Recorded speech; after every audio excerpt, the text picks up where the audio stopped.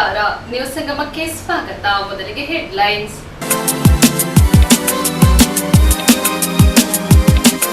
ಕುಶಾಲನಗರ ತಾಲೂಕಿನ ಮುಳ್ಳುಸೋಗೆ ಗ್ರಾಮದ ಜಲತಾ ಕಾಲೋನಿಯಲ್ಲಿ ದಿವಂಗತ ಪುನೀತ್ ರಾಜ್ಕುಮಾರ್ ಅವರ 4ನೇ ವರ್ಷದ ಪುಣ್ಯಸ್ಮರಣೆ ಕಾರ್ಯಕ್ರಮ ಹಮ್ಮಿಕೊಳ್ಳಲಾಗಿತ್ತು. ಸಿದ್ದಾಪುರದ ಟನಲ್ ಸಂಸ್ಥೆ ವತಿಯಿಂದ ಬಡ ಕಿಡ್ನಿ ರೋಗಿಗಳಿಗೆ ಬಿರಿಯಾನಿ ಚಾಲೆಂಜ್ ಮೂಲಕ ಸಹಾಯಹಸ್ತ ಮಾಡಿದ್ದಾರೆ. ಬೆಳಗಾವಿಯಲ್ಲಿ ನವೆಂಬರ್ 1ರಂದು ಕರ್ನಾಟಕ ರಾಜ್ಯೋತ್ಸವದ ದಿನದಂದು ಛತ್ರಪತಿ ಶಿವಾಜಿ ಮಹಾರಾಜರ ಉದ್ಯಾನವನದಿಂದ ರಾಜ್ಯೋತ್ಸವ ಮೆರವಣಿಗೆ ಹೊರಡಲು ಪೊಲೀಸ್ ಆಯುಕ್ತರಿಗೆ ಮನವಿ ಸಲ್ಲಿಸಲಾಯಿತು.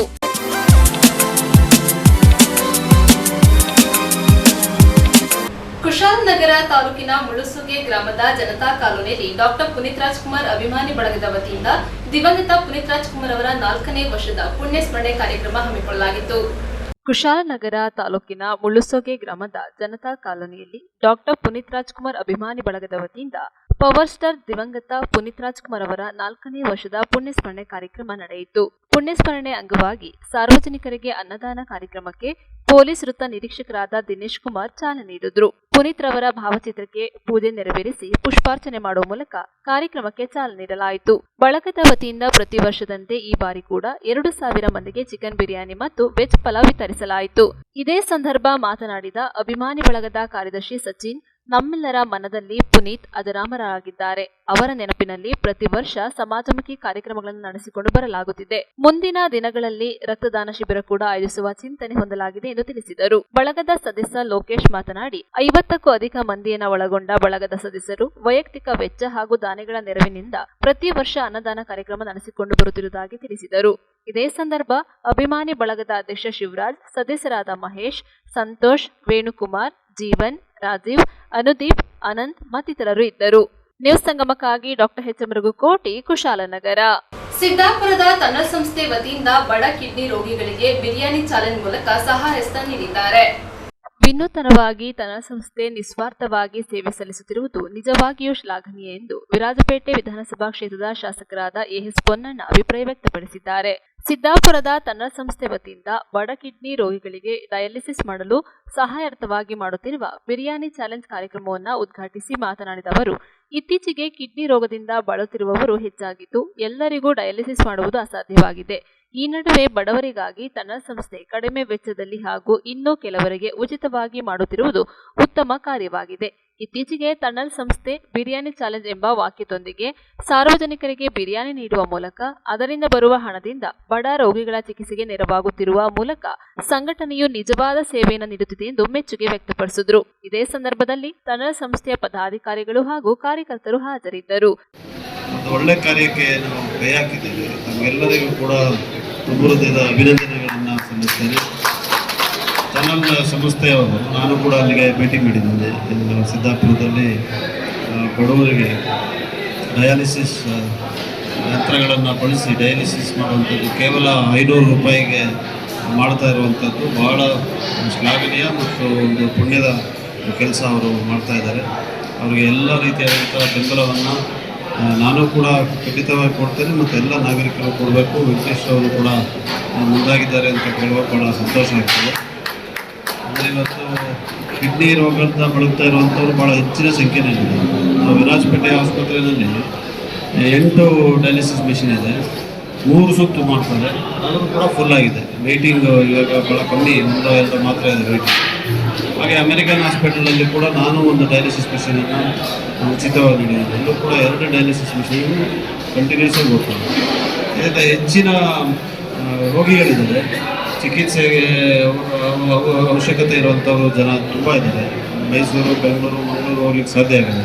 ಮತ್ತು ಬಡವರು ಇವತ್ತೊಂದು ಡಯಾಲಿಸಿಸನ್ನು ಮಾಡಬೇಕಾದ್ರೆ 1,600-1,800 ರೂಪಾಯಿ ಅಂತ ಆಗುತ್ತೆ. 2,000 ರೂಪಾಯಿವರೆಗೂ ಆಗುತ್ತೆ ಖಂಡಿತವಾಗಿ. ಅದನ್ನು ಕೇವಲ 500 ರೂಪಾಯಿಗೆ ಮತ್ತು ಕೆಲವರಿಗೆ ಉಚಿತವಾಗಿ ಕೊಡುವಂಥ ಕೆಲಸ ಮಾಡಬೇಕಾದ್ರೆ ಅದು ಸಾಮಾನ್ಯವಾದಂಥ ಕೆಲಸ ಅಲ್ಲ. ಅದು ಭಾಳ ದೊಡ್ಡ ಪ್ರಮಾಣದ ಒಂದು ಕೆಲಸಕ್ಕೆ ಈ ಸಂಸ್ಥೆಯವರು ಕೈ ಹಾಕಿದ್ದಾರೆ. ಈ ಒಂದು ಬಿರಿಯಾನಿಯನ್ನು ವ್ಯಾಪಾರ ಮಾಡಿ ಅದರಿಂದ ಬರುವಂಥ ಲಾಭದ ಹಣವನ್ನು ಕೂಡ ಈ ಸಂಸ್ಥೆಗೆ ಕೊಟ್ಟು ಅವರು ಮಾಡ್ತಾ ಇರೋಂಥ ಒಳ್ಳೆಯ ಕೆಲಸಕ್ಕೆ ಏನು ಈ ಕಾರ್ಯಕ್ರಮವನ್ನು ರೂಪಿಸಿದ್ದೀನಿ. ಭಾಳ ಒಳ್ಳೆಯ ಕೆಲಸವನ್ನು ಮಾಡಿದ್ರಿ. ಎಲ್ಲರೂ ಕೂಡ ಧನ್ಯವಾದಗಳನ್ನು ತಿಳಿಸ್ತೀನಿ. ಎಲ್ಲ ಸಮಸ್ತ ನಾಡಿನ ಜನತೆ ಪರವಾಗಿ ತಮಗೆ ಧನ್ಯವಾದಗಳನ್ನು ತಿಳಿಸ್ಲಿಕ್ಕೆ ಬಯಸ್ತೇನೆ. ಹಾಗೆ ಮುಂದಿನ ದಿನಗಳಲ್ಲಿ ನನ್ನಿಂದ ಯಾವುದೇ ರೀತಿಯಾದಂಥ ಸಹಕಾರ ಬೇಕಾದರೆ ಖಂಡಿತವಾಗಿ ಸಹಕಾರವನ್ನು ಮತ್ತು ಬೆಂಬಲವನ್ನು ನಿಮ್ಮೊಂದಿಗೆ ಇರುವಂಥ ಕೆಲಸವನ್ನು ಮಾಡ್ತೀನಿ ಅಂತ ಹೇಳುವಂಥ ಮಾತನ್ನು ಹೇಳಿ ಈ ನಿಮ್ಮ ಬಿರಿಯಾನಿ ಚಾಲೆಂಜ್ ಕಾರ್ಯಕ್ರಮಕ್ಕೆ ಯಶಸ್ಸನ್ನು ಕೋರಿ ಎಲ್ಲರೂ ಕೂಡ ಒಳ್ಳೆಯದಾಗಲಿ ಅಂತ ಹೇಳಿ ಹಾರೈಸಿ ನನ್ನ ಮಾತನ್ನು ಮುಗಿಸ್ತೇನೆ. ನಮಸ್ಕಾರ. ಸಂಸ್ಥೆಯ ಉಳಿವಿಗೆ ಕೈಗೊಂಡ ಬಿರಿಯಾನಿ ಚಾಲೆಂಜ್ ಎಂಬ ಕಾರ್ಯಕ್ರಮಕ್ಕೆ ಅಭೂತಪೂರ್ವ ಸ್ಪಂದನೆ ದೊರೆತಿದ್ದು ಇಂದಿನ ಕಾರ್ಯಕ್ರಮವನ್ನು ಉದ್ಘಾಟಿಸಿದ ಶಾಸಕರು ಮುಂದಿನ ದಿನಗಳಲ್ಲಿ ಅಗತ್ಯ ನೆರವು ನೀಡುವ ಭರವಸೆ ವ್ಯಕ್ತಪಡಿಸಿದ್ದು ಇದರಿಂದ ಶ್ರಮವಹಿಸಿದ ಎಲ್ಲರಿಗೂ ನನ್ನ ಹೃತ್ಪೂರ್ವಕ ವಂದನೆಗಳನ್ನು ಅರ್ಪಿಸುತ್ತೇನೆ. ನ್ಯೂಸ್ ಸಂಗಮಕ್ಕಾಗಿ ಓಂ ಶಿಹಾನಿ, ಕುಶಾಲನಗರ. ಬೆಳಗಾವಿಯಲ್ಲಿ ನವೆಂಬರ್ 1ರ ಕರ್ನಾಟಕ ರಾಜ್ಯೋತ್ಸವದ ದಿನದಂದು ಛತ್ರಪತಿ ಶಿವಾಜಿ ಮಹಾರಾಜರ ಉದ್ಯಾನವನದಿಂದ ರಾಜ್ಯೋತ್ಸವ ಮೆರವಣಿಗೆ ಹೊರಡಲು ಪೊಲೀಸ್ ಆಯುಕ್ತರಿಗೆ ಮನವಿ ಸಲ್ಲಿಸಲಾಯಿತು. ನವೆಂಬರ್ 1ರ ಕರ್ನಾಟಕ ರಾಜ್ಯೋತ್ಸವ ದಿನದಂದು ಛತ್ರಪತಿ ಶಿವಾಜಿ ಮಹಾರಾಜರ ಉದ್ಯಾನವನದಿಂದ ರಾಜ್ಯೋತ್ಸವದ ಮೆರವಣಿಗೆ ಹೊರಡಿಸಲು ಅನುಮತಿ ನೀಡುವ ಕುರಿತು ಪೊಲೀಸ್ ಆಯುಕ್ತರಿಗೆ ಕರ್ನಾಟಕ ರಕ್ಷಣಾ ವೇದಿಕೆ ಟಿಎ ನಾರಾಯಣಗೌಡರ ಬಣದ ವತಿಯಿಂದ ಮನವಿ ಸಲ್ಲಿಸಲಾಯಿತು. ಕರ್ನಾಟಕ ರಕ್ಷಣಾ ವೇದಿಕೆಯು ಈ ಬಾರಿ ಕರ್ನಾಟಕ ರಾಜ್ಯೋತ್ಸವವನ್ನು ವಿಶೇಷವಾಗಿ ವಿಭಿನ್ನವಾಗಿ ಆಚರಿಸಲು ನಿರ್ಧರಿಸಿದೆ. ರಾಜ್ಯೋತ್ಸವದ ದಿನದಂದು ಬೆಳಗಾವಿಯ ಛತ್ರಪತಿ ಶಿವಾಜಿ ಮಹಾರಾಜರ ಉದ್ಯಾನವನದಲ್ಲಿ ಛತ್ರಪತಿ ಶಿವಾಜಿ ಮಹಾರಾಜರ ಮೂರ್ತಿಗೆ ಪುಷ್ಪ ಗೌರವ ಸಮರ್ಪಿಸಿ ಅಲ್ಲಿಂದ ಮೆರವಣಿಗೆ ಹೊರಡಿಸಿ ಈ ಮೆರವಣಿಗೆ ಛತ್ರಪತಿ ಶಿವಾಜಿ ಮಹಾರಾಜರ ಉದ್ಯಾನವನದಿಂದ ಆರಂಭವಾಗಿ ಶನಿ ಮಂದಿರ, ನ್ಯೂಕ್ಲಿಯಸ್ ಮಾಲ್ ಮಾರ್ಗವಾಗಿ ಚನ್ನಮರುತ್ತ ಸೇರುತ್ತದೆ. ಈ ವಿಶೇಷವಾದ ಮೆರವಣಿಗೆ ಹೊರಡಿಸಲು ಕೂಡಲೇ ಅನುಮತಿ ನೀಡುವುದರ ಜೊತೆಗೆ ಭದ್ರತಾ ವ್ಯವಸ್ಥೆಯನ್ನು ಕಲ್ಪಿಸಬೇಕೆಂದು ವಿನಂತಿಸಿಕೊಂಡಿದ್ದಾರೆ. ಇದೇ ಸಂದರ್ಭದಲ್ಲಿ ಕರ್ನಾಟಕ ರಕ್ಷಣಾ ವೇದಿಕೆಯ ಜಿಲ್ಲಾ ಮುಖಂಡರು, ಸದಸ್ಯರು ಅನೇಕರು ಉಪಸ್ಥಿತರಿದ್ದರು.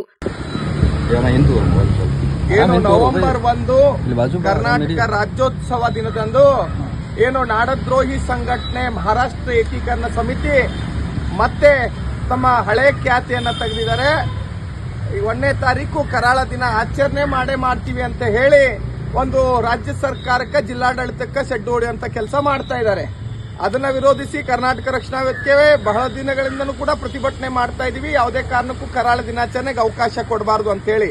ಅದೇ ಕಾರಣಕ್ಕಾಗಿ ಜಿಲ್ಲಾಡಳಿತ ಮಹಾರಾಷ್ಟ್ರ ಏಕೀಕರಣ ಸಮಿತಿಯ ಮುಖಂಡರುಗಳಿಗೆ ನೋಟಿಸ್ ಕಳಿಸಿ ಸಂಬಂಧಪಟ್ಟಂತ ಸೂಕ್ತವಾದಂತ ಕ್ರಮವನ್ನು ತಗೊಳ್ಳಿಕ್ಕೆ ಎಚ್ಚರಿಕೆ ಕೊಟ್ಟಿತ್ತು. ಆದ್ರೆ ಇವತ್ತು ಮತ್ತೆ ಬಂದು ನಾವು ಕರಾಳ ದಿನಾಚರಣೆ ಮಾಡ್ತೀವಿ, ಮಹಾರಾಷ್ಟ್ರದ ಗಡಿ ಉಸ್ತುವಾರಿ ಸಚಿವರನ್ನ ಕರೆಸಿ ಇಲ್ಲಿ ನಮ್ಮ ವಿರೋಧವನ್ನ, ರಾಜ್ಯೋತ್ಸವಕ್ಕೆ ವಿರೋಧವನ್ನ ವ್ಯಕ್ತಪಡಿಸ್ತೀವಿ ಅಂತ ಏನು ಉದ್ದಟತನವನ್ನ ಪ್ರದರ್ಶನ ಮಾಡ್ತಾ ಇದ್ದಾರೆ. ಇದಕ್ಕೆ ಕರ್ನಾಟಕ ರಕ್ಷಣಾ ವೇದಿಕೆ ನಾವು ಯಾವುದೇ ಕಾರಣಕ್ಕ ಒಪ್ಪುವುದಿಲ್ಲ, ಸಹಿಸುವುದಿಲ್ಲ.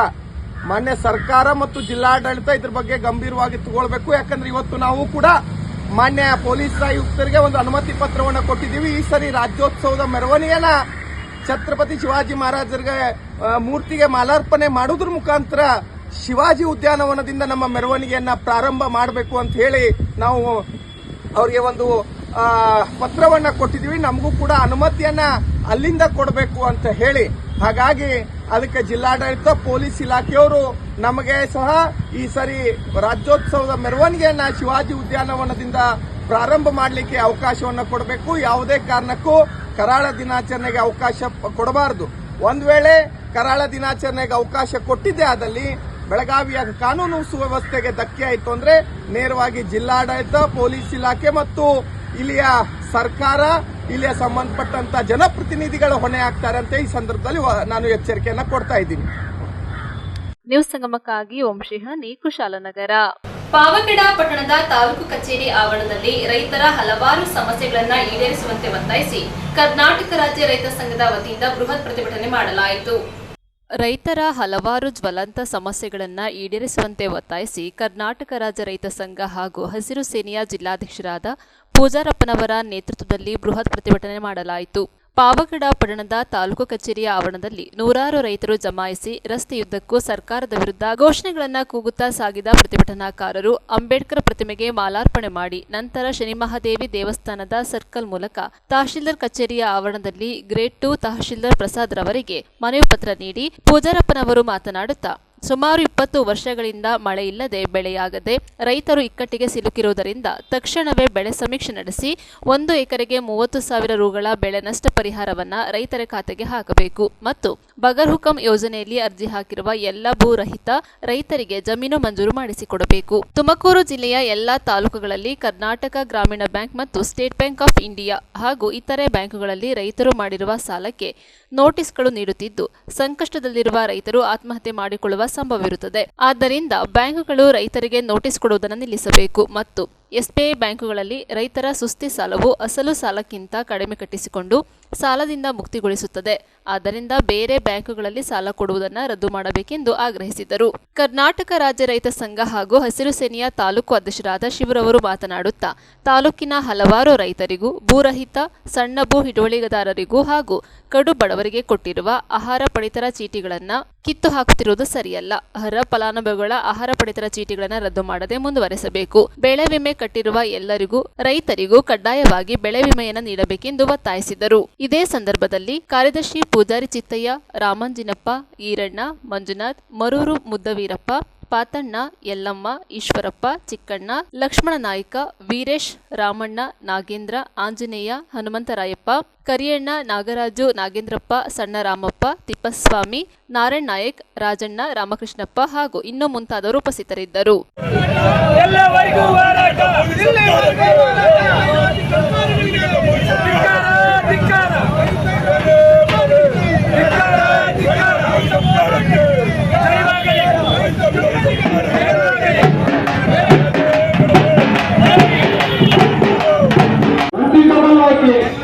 ಇವತ್ತು ಒಕ್ಕಲೆಬ್ಬಿಸ್ತಾ ಇದ್ದಾರೆ. ಎಸ್ಬಿಐ ನಲ್ಲಿ ದೇಶ ರಕ್ಷಣೆ, ದೇಶ ಕಾಪಾಡೋದು RBI, SBI. ನೀವ್ಯಾರೇ ಇಲ್ಲಿ ಸಂಸ್ಥೆ ಬ್ಯಾಂಕು RBI ಏನ್ ನಡವಳಿಕೆ ನೀಡ್ತಿದ್ದಾರೆ ನಡೀತಾ ಇದ್ರೆ ಈ ಬ್ಯಾಂಕ್ ಬಿಟ್ಟು ನಿಮ್ಗೆ ಏನು ಅವಶ್ಯಕತೆ ಇಲ್ಲ. ಆ ಬ್ಯಾಂಕ್ ಬಾಂಗ್ಲಾದೇಶ ಮಾಡ್ಬಿಡ್ಬೇಕು. ಯಾಕೆಂದ್ರೆ SBI ಅಂದ್ರೆ ಇಡೀ ನಮ್ಮ ಭಾರತದಲ್ಲಿ, ರಾಷ್ಟ್ರದಲ್ಲಿ ಬಡ ರೈತರು ಕೋವಿಡ್ ಬಂದಾಗ ಎಲ್ಲಿ ಕಟ್ತಾನೆ ಅಂತಂದು 1 ಲಕ್ಷ ಸಾಲ ಇದ್ದ ಹಸಿಲ್ಲ 10,000 ತಕ್ಷಣ ಮನ್ನಾ ಮಾಡಿದ್ದಾರೆ. ಇವತ್ತು 8-10 ಅಂದ್ರೆ ನೀವು 5 ಲಕ್ಷ ಸಾಲ ಇದ್ರೆ 5 ಲಕ್ಷ ಕ್ಯಾಶ್ ತಗೊಂಡಿದ್ದು ಎಸ್ಬಿಐ. ಇವತ್ತು ಬರೇ ಒಂದು ಅರ್ಧ ಕಟ್ಟಿದ್ದು 2 ಲಕ್ಷ ಕಟ್ಟಿದ್ರೆ ಮನ್ನಾ ಆಗೋಗ್ತದೆ ಎಸ್ಬಿಐ. ಈ ಕರ್ನಾಟಕ ಗ್ರಾಮೀಣ ಬ್ಯಾಂಕ್, ಕೆನರಾ ಬ್ಯಾಂಕ್ ಅಂತ ಈಗ ಆಮೇಲೆ ಬ್ಯಾಂಕ್ ತಂದಿಕ್ಕೆ ಈಗಾಗಲೇ ನಮ್ಮ ರೈತರ ಆತ್ಮಹತ್ಯೆದಾಗಿರೋ ಆ ಪರಿಸ್ಥಿತಿ ತಂದಿರಲ್ಲ. ಹೇಳ್ತಾ ಇದ್ದೀನಿ. ಈಗ ನಮ್ಮ ತಾಲೂಕು ದಂಡಾಧಿಕಾರಿ ಬರೀ ಆಗ್ತಾಗಿದ್ದಾರೆ. ಪಾಪ ನಾನ್ ಬಂದ್ಕೇನು ಬಹಳಷ್ಟು ಹೇಳಿದ್ದೀನಿ, ಬಂದು ಮಾತಾಡಿ ನಿಮ್ಗೇನಿದ್ರು ಮಾಡ್ಕೊಡ್ತೀವಿ ಅಂತ ಇದ್ದಾರೆ. ಅದ್ರ ಬಗ್ಗೆ ನಾವು ಒತ್ತಾಯಿಸುವ ಮನವಿ ಪತ್ರವನ್ನು ಕೊಡ್ತಾ ಇದ್ದೀವಿ. ಮತ್ತೆ ಈ ರೇಷನ್ ಕಾರ್ಡ್ ಏನು ಕಾನೂನಲ್ಲಿ ಯಾರೋ ಒಬ್ಬನು ಪ್ರೈವೇಟ್ ಕಂಪ್ನಿಗೆ ಹೋಗ್ತಾ ಇದ್ದಾರೆ. ಪ್ರೈವೇಟ್ ಕಂಪ್ನಿಗೆ ಹೋದ್ರೆ ಏನೋ ಒಂದು 50 ಜನ ಏನು ಕಂಪ್ನಿ ನೇಮಕ ಆಗಿರ್ತೈತೆ ಅವ್ನು ದುಡ್ಡು ಬಿಟ್ಟಾಗ ಆ ದುಡ್ಡು ತೆಗೆದು ಇವನ್ನೆಲ್ಲ ಕೂಲಿಯರಿಗೆ ಕೊಡಬೇಕು. ಅದು ಕಾನೂನು ಹೇಳ್ತಾನೆ. ಅದನ್ನೆಲ್ಲ ತಗೊಂಡು ನಾವು ಜಾಸ್ತಿ ದುಡ್ಡು ಬೇಕಾಗ್ತದೆ ಬೋಲಿಕೆ ಅಂತ. ಇವತ್ತು ಎಷ್ಟೋ ಬಡ್ಕೊಟ್ಟಿದ್ರು, ರೋಡ್ ಇಲ್ಲ, ನೆಲ ಇಲ್ಲ, ಪಾಪ ಫುಟ್ಪಾತ್ ವ್ಯಾಪಾರ ಮಾಡೋ ಕಾರಣ ವಜಾ ಆಗಿದ್ದಾರೆ. ಇಲ್ಲಿ ನೋಡಿದ್ರೆ ತಾಲೂಕಾದ್ಮೇಲೆ ಒಬ್ಬರೇ ಇದ್ದಾರೆ. ಅವ್ರ ಕೈ ಮೇಂಟೈನ್ ಮಾಡೋದಾಗ್ತಾ ಇಲ್ಲ. ತಕ್ಷಣ ತಾಲೂಕು ದಂಡಾಧಿಕಾರಿ ಮತ್ತೆ ಜಿಲ್ಲಾಧಿಕಾರಿ ಒತ್ತಾಯ ಮಾಡಿ ಇಲ್ಲೊಬ್ಬ ಇವರು ಅವ್ರು ಕೊಟ್ಟಿಸ್ಬೇಕು. ಅವ್ರನ್ನ ಹಾಕಿ ಈ ಒಂದು 2-3 ದಿನದೊಳಗೆ ಕಾರ್ಡ್ ಮಾಡ್ಕೊಡ್ಬೇಕು. ಇಲ್ಲ ಇದ್ರೆ ನಾವು ಪುಟ್ಟಾಸ್ಪತ್ರೆ ಬೇಗ ಹಾಕೋದು ಗ್ಯಾರಂಟಿ. ಮುನಿಯಪ್ಪನವ್ರಿಗೆ ಹೇಳ್ತಾ ಇದ್ದೀನಿ, ಮುನಿಯಪ್ಪನವ್ರೆ ಇಂಥದ್ದು ಬೇಡ, ಬಡವ್ರ ತಾಲೂಕಿಗೆ ಬರಬಾರ್ದು. ನೀವು ಗ್ಯಾರಂಟಿಗಳು ಕೊಟ್ಟು ಎಲ್ಲ ನಮ್ಮ ರೈತರನ್ನ ಓಟಾಡಿಸ್ಕೊಂಡು ಏನಿದ್ ಕಾನೂನು ಮಾಡು ಅಂತ ಹೇಳಿದ್ರೆ ನಿಮ್ ಗ್ಯಾರಂಟಿ ಕೇಳಿದ್ರೆ ಎಲ್ಲ ನೀವು ಮಾಡಿ ನಮ್ಮ ಕಾರ್ಡ್ ಎಲ್ಲ ಕಿತ್ತಾಕ್ತೀವಿ. ಇದು ಆಗಬಾರ್ದು. ಪ್ರತಿಯೊಬ್ಬರಿಗೂ ಬಡ ಕುಟುಂಬರಿಗೆ ಕಾರ್ಡ್ ಬೇಕೇ ಬೇಕು. ಯಾಕಂದ್ರೆ ಆಸ್ಪತ್ರೆಗಳೈತೆ ಮತ್ತೆ ಇನ್ನು ನಾನಾ ಸಂಸ್ಥೆ ಬೇಕೇ ಬೇಕು. ಅಕ್ಕಿ ಕಾರ್ಡು ಈಗಾಗಲೇ ಏಪ್ರಿಲ್ ಬಂದ್ಬಿಟ್ಟರು, ಕೆಲವರು ಹೇಳ್ತಾ ಇದ್ದಾರೆ ಏಪ್ರಿಲ್ ಕೊಟ್ಟು ಆಗ್ಬಾರ್ದು. ತಕ್ಷಣ 1-20 ದಿನದೊಳಗಾಗಿ ನೆಕ್ಸ್ಟ್ ನೀವು BPL ಕಾರ್ಡ್ ಕೊಡ್ತಾ ಇದ್ರೆ ನಾವು ಚೆನ್ನೈ ಅದನ್ನೇ ಆಫೀಸ್ ಮುಂದೆ ಮಾಡ್ತೀವಿ. ದಯವಿಟ್ಟೆಲ್ಲ ರಕ್ಷಣೆ ಮಾಡ್ತಾ ಇವತ್ತು ನಮ್ಮ ಕಾವರ ತಾಲೂಕಿನಲ್ಲಿ ಇವತ್ತು ಎಲ್ಲ ಪ್ರಗತಿಪರ ಸಂಘಟನೆ. News ಸಂಗಮಕ್ಕಾಗಿ Anil Yadav, Pavagada, Tumakuru.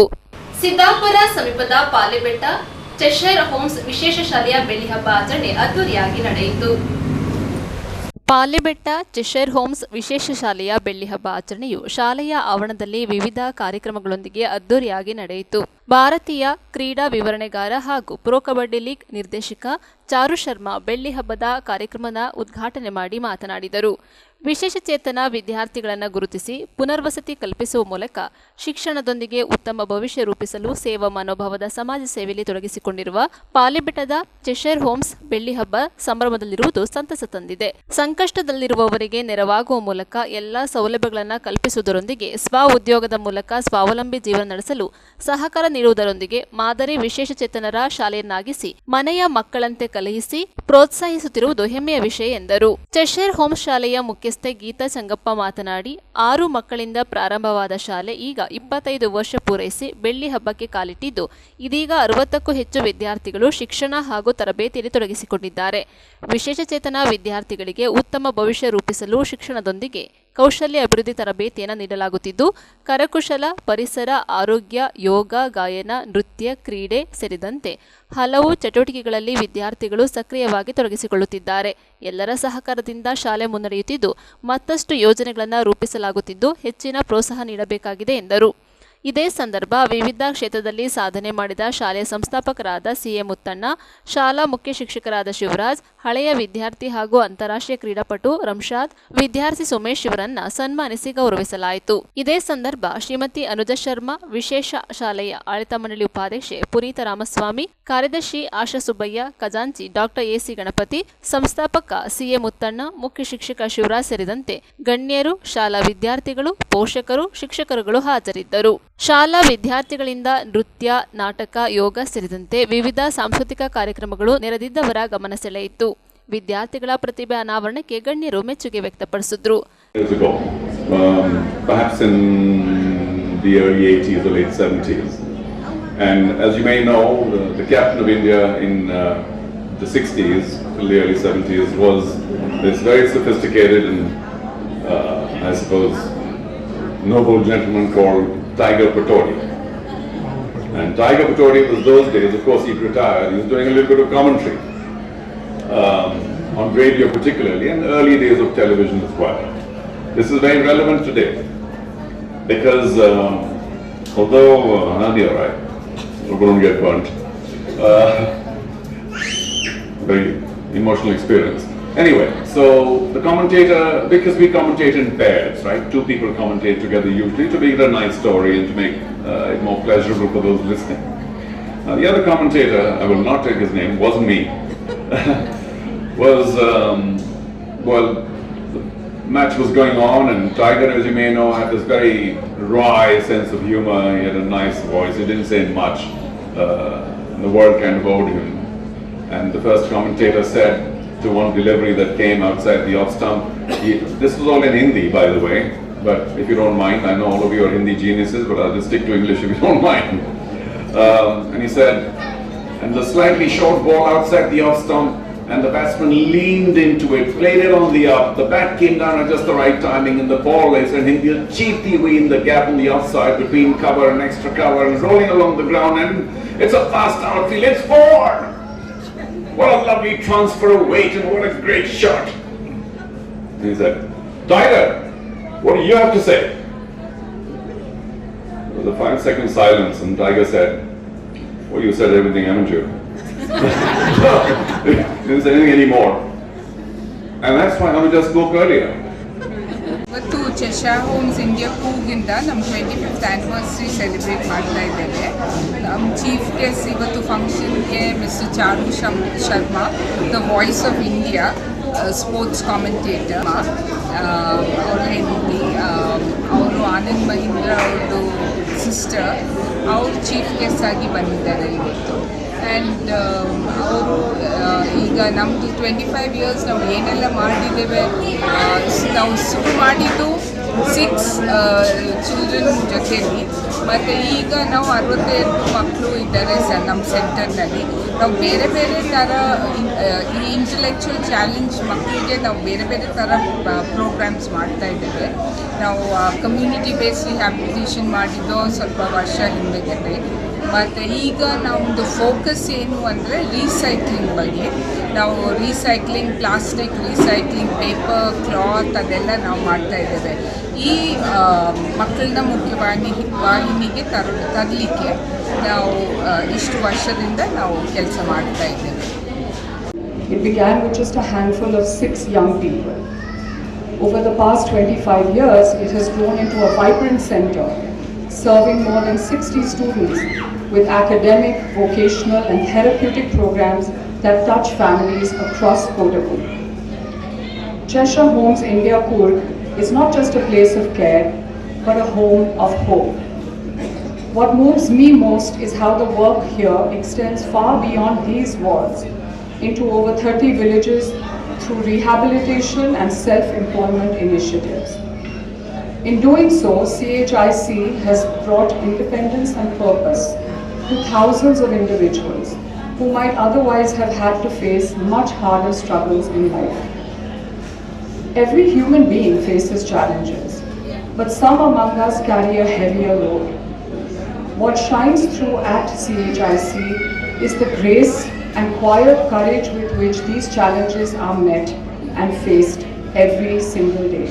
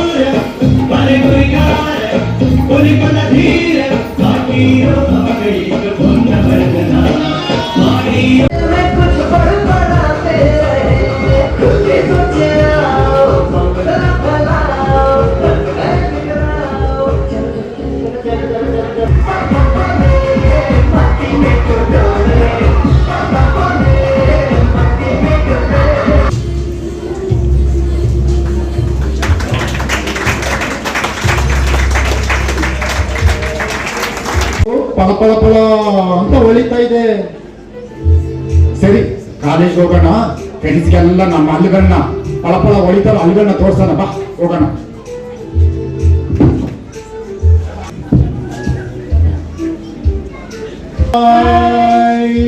Good morning, good morning. ಎಲ್ರು ಬಂದ್ರು, ಒಂದು ಸೆಲ್ಫಿ ತಗೊಳ್ಳೋಣ, ಒಟ್ಟಿಗೆ ಬನ್ನಿ. Smile please, smile please.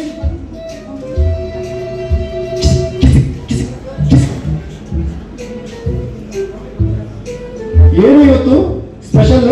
Selfie ಎಲ್ಲ ಕರಿತಾ ಇದ್ಯಾ? ಹೊಸ ಬಟ್ಟೆನೂ ಹಾಕೊಂಡ್ಬಿಟ್ಟಿದ್ಯಾ? ಏನಿವತ್ತು ನಿಮ್ ಬರ್ಡೇನ ಇಷ್ಟು ಚಂದ ಕಾಣ್ತಿದ್ದೀರಾ? ಹಾಗೇನೂ ಇಲ್ಲಪ್ಪ, ಇವತ್ತು ನಾವು ಗುಳುಗುಳು ಆಕ್ಟಿವ್ ಸಾಲ್ಟ್ ಪೇಸ್ಟಿನಿಂದ ಹಲ್ಲುಜ್ಜಿದ್ದೀವಿ ನೋಡಿ. ಅದಕ್ಕೆ ನಮ್ಮ ಹಲ್ಲು ಎಷ್ಟು ಚೆನ್ನಾಗಿದೆ ನೋಡಿ, ಪಳ ಪಳ ಪಳ ಹೊಳಿತಿದೆ ನೋಡಿ. ನೀವು ನೋಡಿ, ಎಲ್ಲರೂ ನೋಡಿ ಎಷ್ಟು ಚೆನ್ನಾಗಿದೆ ಅಲ್ವಾ?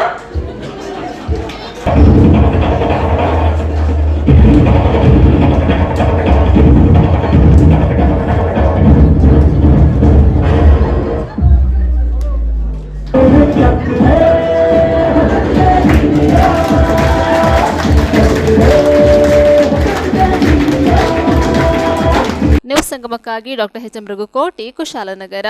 ಕೊನೆಯಲ್ಲಿ ಮತ್ತೊಮ್ಮೆ ಹೆಡ್ಲೈನ್ಸ್. ಕುಶಾಲನಗರ ತಾಲೂಕಿನ ಮುಳ್ಳುಸೋಗೆ ಗ್ರಾಮದ ಜಲತಾ ಕಾಲೋನಿಯಲ್ಲಿ ದಿವಂಗತ ಪುನೀತ್ ರಾಜ್ಕುಮಾರ್ ಅವರ 4ನೇ ವರ್ಷದ ಪುಣ್ಯಸ್ಮರಣೆ ಕಾರ್ಯಕ್ರಮ ಹಮ್ಮಿಕೊಳ್ಳಲಾಗಿತ್ತು. ಸಿದ್ದಾಪುರದ ತನ್ನಲ್ ಸಂಸ್ಥೆ ವತಿಯಿಂದ ಬಡ ಕಿಡ್ನಿ ರೋಗಿಗಳಿಗೆ ಬಿರಿಯಾನಿ ಚಾಲೆಂಜ್ ಮೂಲಕ ಸಹಾಯಹಸ್ತ ಮಾಡಿದ್ದಾರೆ. ಬೆಳಗಾವಿಯಲ್ಲಿ ನವೆಂಬರ್ 1ರಂದು ಕರ್ನಾಟಕ ರಾಜ್ಯೋತ್ಸವದ ದಿನದಂದು ಛತ್ರಪತಿ ಶಿವಾಜಿ ಮಹಾರಾಜರ ಉದ್ಯಾನವನದಿಂದ ರಾಜ್ಯೋತ್ಸವ ಮೆರವಣಿಗೆ ಹೊರಡಲು ಪೊಲೀಸ್ ಆಯುಕ್ತರಿಗೆ ಮನವಿ ಸಲ್ಲಿಸಲಾಯಿತು.